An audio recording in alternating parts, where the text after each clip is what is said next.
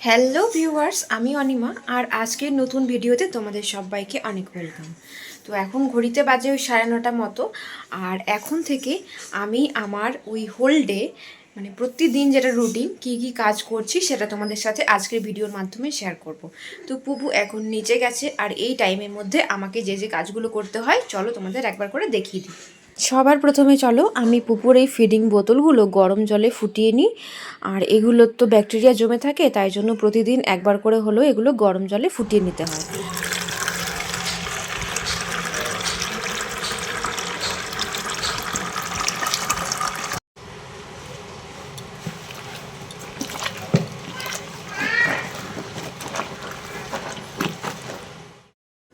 এর পরের কাজ হচ্ছে আমার জামা কাপড় কাচা, যেটা হচ্ছে পুপুর আর আমার যে সমস্ত জামা কাপড় থাকে সেগুলো আমি কেচে এইভাবে হ্যাঙ্গারের মধ্যে ঝুলিয়ে দিই, যাতে আমার মেলতেও সুবিধা হয়, তুলতেও সুবিধা হয় বৃষ্টির জন্য। আর এরপর ছিল কিন্তু আমার কয়েকটা বাসন, যেগুলো হচ্ছে সকালে চা টা খাওয়া হয়েছিল। আর বাকি পুপুকে রাত্রিবেলা সেরেলাক দিয়েছিলাম, ওটা পুরো লেগে লেগে থাকে, তাই ছাড়াতে অসুবিধা হয় আর রাত অনেক হয় বলে আমি সকালে ধুয়ে নিই। এরপর আমার ওই বাসি ঘর যেটা ছিল সেগুলো ঝাড়ু দিয়ে নিচ্ছি। ঝাড়ু দেওয়ার পর আমি এবার মুছে নেব। উপরে কিন্তু আমার আলাদা করে কোনো সিঙ্ক নেই, এই বেসিনটাই আছে। আসলে রান্নাঘর করা হয়নি, তাই জন্য আলাদা করে কোনো সিঙ্কের ব্যবস্থাও নেই। তো তাই এইখান থেকেই জলের সমস্ত জোগাড়টা নিতে হয়। আর তাছাড়া বেশি জলের দরকার থাকলে বাথরুম আছে। তো চলো, আমার এখন ঘর মোছার জল রেডি হয়ে গেছে, এবার আমি ঘরটা মুছে নেব। আর ঘরটা মুছবো বলতে শুধুমাত্র ওপরের আছে দুটো রুম আর একটা ছোট্ট বারান্দা, এইটুকুই হচ্ছে আমার কাজ। আর এইটুকু কাজ করতে গিয়েই আমার পুরো মাথায় হাত, কারণ পুপু যদি সাথে থাকে তাহলে আমি একটা কাজও করতে পারবো না। এদিকে দেখো হয়ে গেছে প্রায় 10:40 পার হয়ে গেছে, আমার কিন্তু খাওয়ার পুপুর খাওয়াও হয়ে গেছে।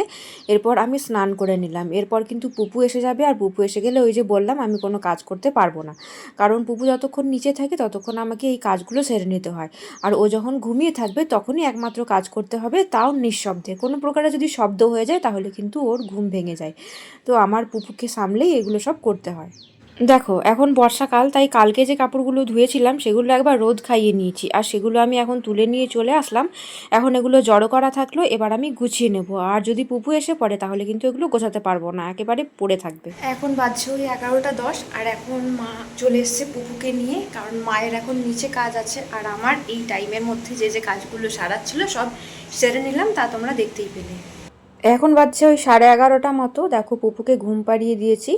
ও সকালে যখন ঘুম থেকে ওঠে তার 2-2.5 ঘন্টা পর আবার একবার ঘুমায়। এদিকে পুপুর সবজিগুলো আছে, চলো এগুলো আমি কেটে নিই ঝটপট, পুপুর জন্য রান্না বসাবো। আমি প্রেসার কুকারে চাল ডাল সবজি সব ধুয়ে একেবারে বসিয়ে দিই। এদিকে পুপুকে কিন্তু খাওয়ানো হয়ে গেছে, আর ওর দেখো বাসনও পড়ে আছে। আর পুপু এখন খেলছে, মা এসেছিল তাই আমরা দুজন মিলে ওকে খাইয়ে দিয়েছি, এখন পুপু একটু খেলবে। আর এদিকে এখন বাজছে হচ্ছে ওই 1:30 মতো, 1:30 এখনও বাজেনি। পুপু এখন একটু খেলবে, আমি ওকে সামলাবো। আর এরপর আমরা যাব খেতে, ওই 2টো বা তার একটু পরে আমরা খাওয়া দাওয়া করে নেব।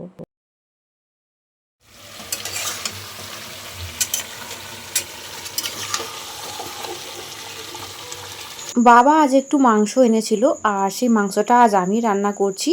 বাকি রান্নাগুলো কিন্তু মা অলরেডি আগেই করে নিয়েছে, শুধু এটাই বাকি ছিল, এটা করলেই কমপ্লিট। তো এখন বাজে দুপুর ওই 3:30, আর আমাদের খাওয়া দাওয়া হয়েছে ওই 3টের মধ্যে। আর এখন একটু রেস্ট করব। আর বুবু কি করছে একবার চলো তোমাদের দেখাই। পুপুর পাপাও চলে এসছে দুপুরে লাঞ্চের জন্য। আর এদিকে ওর জন্য একটা নতুন খেলনা নিয়ে এসছে, আর দেখো খেলছে কেমন। এখন আমি গিয়েছিলাম ছাদে, আর যেগুলো আজকে কেচেছি সেইগুলো তুলে এনেছি, গোছাতে হবে। এখন বাজছে ওই সন্ধে 6টা। তো পুপু আবার কিন্তু 5টার দিকে একবার ঘুমিয়েছে, আর আমি অমল মানে আমরা তিনজনই একবার একটুখানি ঘুমিয়ে নিয়েছি। আর অমল এখন বেরিয়েও গেছে ডিউটিতে। আর পুপু মনে হয় এক্ষুনি উঠেই যাবে। ও সকালের দিকে একবার 1-1.5 ঘন্টা করে ঘুমিয়ে নেয়, আর এখন একবার 1-1.5 ঘন্টা ঘুমায়। তো এই সময় আমি একটু চা একটু হালকা টিফিন করে নিতে হবে, কারণ তারপর পুপু জেগে গেলে কিছু খাওয়া দাওয়া করতে পারবো না। এদিকে আবার কিছু বাসন পড়ে আছে, যেগুলো দুপুরে পুপুকে খাইয়েছিলাম, সেই বাসনগুলো আছে। তো চলো সেগুলো আমাকে এখন পরিষ্কার করে নিতে হবে। তো এই হচ্ছে আমার সন্ধ্যের কাজ, বাসন ধোয়া, আমার চা খাওয়া, টিফিন খাওয়া, আর পুপুর কিছু বাসন ছিল যেগুলো দুপুরে ইউজ করেছিলাম। তো চলো এগুলো ধুয়ে নিলাম। আর তারপর পুপুর জন্য কিন্তু জল ফোটাতে হয়, যেটা দিয়ে ওর দুধ বা সেরেলাক বানাই। এখন বাজছে ওই 8:20 সন্ধেবেলা। তো এখন পুপুকে একটু নিচে দিয়ে আসলাম। দেখো সমস্ত জিনিসপত্র ছোট্ট পুপু কিরকম তছনছ করে রেখেছে সারা ঘর জুড়ে। জিনিসপত্র খেলনা সব কিছু ছড়িয়ে ছিটিয়ে রেখেছে। এদিকে বিছানাও পুরো আগোছালো হয়ে পড়ে আছে। এগুলো আমি একটু বাগিয়ে নেব, কারণ ওকে সঙ্গে রাখলে আমি বাগাতে পারবো না। তো ওকে এখন নিচে দিয়ে এসেছি, ততক্ষণ এগুলো আমি গুছিয়ে নিই। এখন ঘড়িতে বাজছে ওই 9:45টার মতো। বুবুকে আমি রাতের খাবারে দেবো সেরেল্যাক, যেটা আমি নিজে হাতে বানিয়েছি। তোমাদেরকে আমি শর্টস ভিডিও শেয়ার করেছি। তো এটা আপাতত ও রাতে খেয়ে নেবে, তারপর যদি জেগে থাকে তাহলে আরেকবার একটু দুধ খাবে, না হলে এটা খেয়েই ঘুমিয়ে পড়বে। এরপর দেখছি ইন্ডাকশনটা এত নোংরা হয়েছে, তো আমি একটা কাপড় ভিজিয়ে এনেছি আর এইভাবে আমি পরিষ্কার করে নিই কিন্তু মাঝে মাঝেই। তো ইন্ডাকশন কিভাবে পরিষ্কার করতে হয় তোমরা যদি কেউ জানো তাহলে আমাকে প্লিজ কমেন্টে জানিও। ফুপু যতক্ষণ নিচে থাকে ততক্ষণ আমি রেস্ট করি না, আমার যা যা কাজ থাকে সেগুলো এগিয়ে রাখি। তো একটু মুড়ির গুঁড়ো করব, যেটা আমি পুপুকে মাঝে মাঝে খেতে দিই। এখন বাজছে রাত 10টা। পুপুর জন্য যে সেরেল্যাকটা বানালাম সেটা আমি পুপুকে এখন খাইয়ে নেব। আর এখন আমার তেমন কোনো কাজ নেই, কাজ বলতে শুধু যেটা খাবার খাবো রাতের, সেটার জন্য কিছু একটা রান্না আমাকে করতে হবে বা কিছু একটা বানিয়ে নিতে হবে। আর তারপর সেই খাবার খাওয়ার পর বাসন ধোয়া, তারপরে আমার আর কোনো কাজ নেই। আর আছে বিছানা গোছানো, বিছানাটা ওটাও তো অমল গুছিয়ে দেবে রাত্রিবেলায়, ওই বিছানা গুছিয়ে দেয় সুন্দর করে, তারপরে দেবো সেই রাতের ঘুম। তো ভিডিওটা এখানেই আমি আজকে শেষ করব। দেখা হবে আবার নতুন কোনো ব্লগে। আর তোমাদের যদি আমার ব্লগ ভালো লেগে থাকে তাহলে কিন্তু অবশ্যই লাইক করবে আর কমেন্টে একটা মতামত জানাবে।